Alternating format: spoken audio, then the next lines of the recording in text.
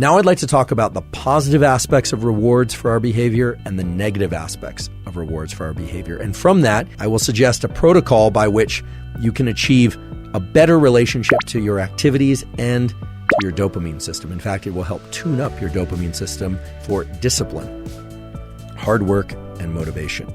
Hard work is hard. Generally, most people don't like working hard.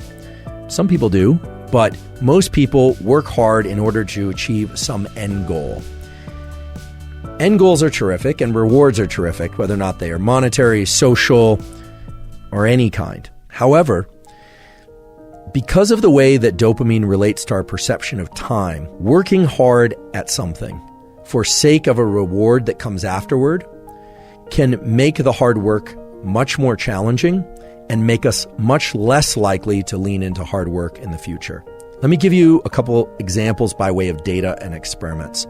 There's a classic experiment done actually at Stanford many years ago in which children in nursery school and kindergarten drew pictures. And they drew pictures because they like to draw. The researchers took kids that like to draw and they started giving them a reward for drawing. The reward generally was a gold star or something that a young child would find rewarding. Then they stopped giving them the gold star. And what they found is the children had a much lower tendency to draw on their own. No reward. Now, remember, this was an activity that prior to receiving a reward, the children intrinsically enjoyed and selected to do. No one was telling them to draw. What this relates to is so-called intrinsic versus extrinsic reinforcement. When we receive rewards, even if we give ourselves rewards for something, we tend to associate less pleasure with the actual activity itself that evoked the reward. Now, that might seem counterintuitive, but that's just the way that these dopaminergic circuits work. And now understanding these peaks and baselines in dopamine, which I won't review again, this should make sense. If you get a peak in dopamine from a reward, it's going to lower your baseline, and the cognitive interpretation is that you didn't really do the activity because you enjoyed the activity, you did it for the reward. Now, this doesn't mean all rewards of all kinds are bad, but it's also important to understand that dopamine controls our perception of time. When and how much dopamine we experience is the way that we carve up what we call our experience of time. When we engage in an activity, let's say school or hard work of any kind or exercise, because of the reward we are going to give ourselves or receive at the end, the trophy, the sundae, the meal, whatever it happens to be, we actually are extending the time bin over which we are analyzing or perceiving that experience. And because the reward comes at the end, we start to dissociate the neural circuits for dopamine and reward that would have normally been active during the activity. And because it all arrives at the end, over time, we have the experience of less and less pleasure from that particular activity while we're doing it. Now, this is the antithesis of growth mindset. My colleague at Stanford, Carol Dweck, as many of you know, has come up with this incredible theory and principle, and it actually goes beyond theory and principle, called growth mindset. Striving to be better, to be in this mindset of I'm not there yet, but striving itself is the end goal. And that, of course, delivers you to tremendous performance. It's been observed over and over and over again that people that have growth mindset, kids that have growth mindset, end up performing very well because they're focused on the effort itself. And all of us can cultivate growth mindset.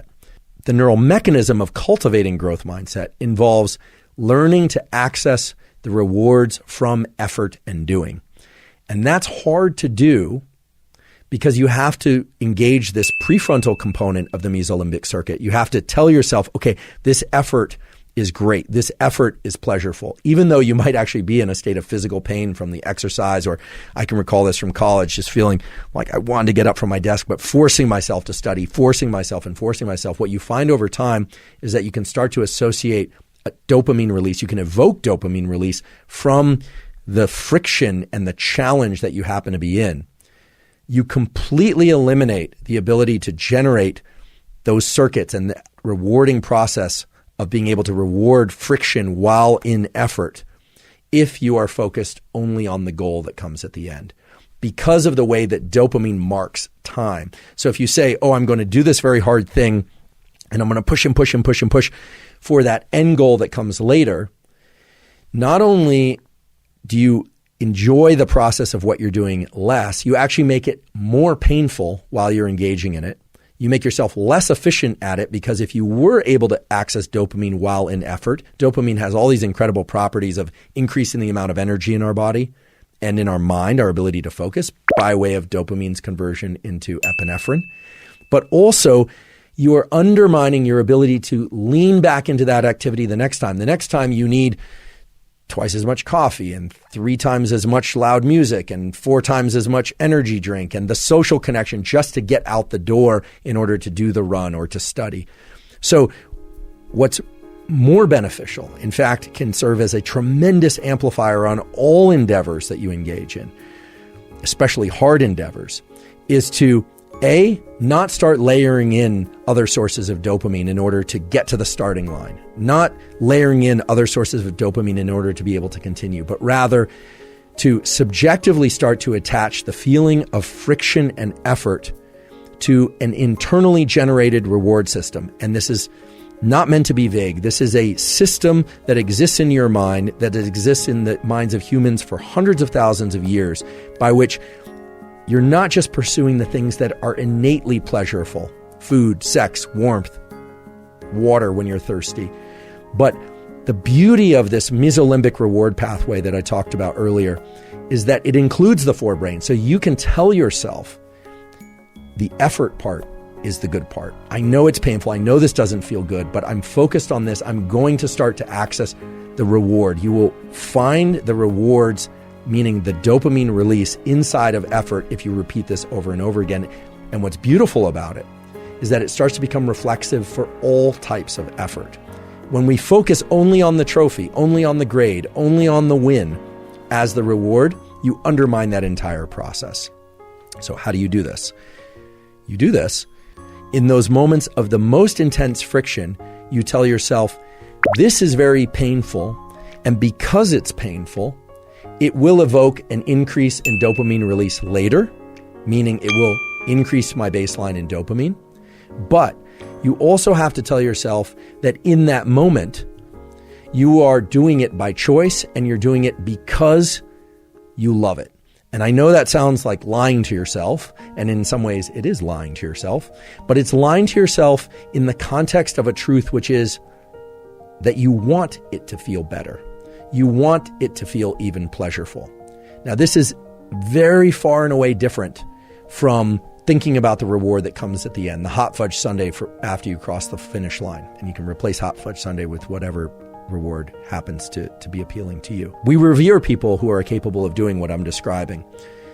David Goggins comes to mind as a really good example. Many of you are probably familiar with David Goggins, former Navy SEAL, who essentially has made a post-military career out of explaining and sharing his process of turning the effort into the reward.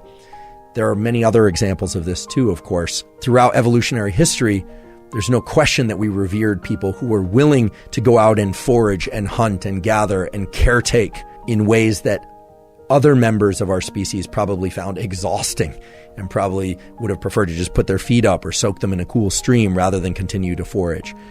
The ability to access this pleasure from effort aspect of our dopaminergic circuitry is without question the most powerful aspect of dopamine and our biology of dopamine. And the beautiful thing is it's accessible to all of us. But just to highlight the things that can interfere with and prevent you from getting dopamine release from effort itself, don't spike dopamine prior to engaging in effort. And don't spike dopamine after engaging in effort. Learn to spike your dopamine from effort itself. 노력 그 자체로부터 도파민을 분비하는 법을 배우라는 앤드류 후버만 교수님의 조언은 우리에게 많은 시사점을 줍니다. 목표 달성만을 위해 뛰고 있다면 시선을 현재로 바꾸어 뛰는 과정에서 느껴지는 노력과 열정에도 집중해 보시길 바랍니다. 그렇게 할 수 있다면 목표 달성만이 의미 있는 순간이 아닌 그 과정 또한 의미가 가득 찬 시간이 될 것입니다. 인생에는 헤쳐나가야 할 수많은 것들이 있습니다. 그 모든 순간순간이 풍성하게 채워지는 삶을 경험하는 여러분이 되길 응원하겠습니다.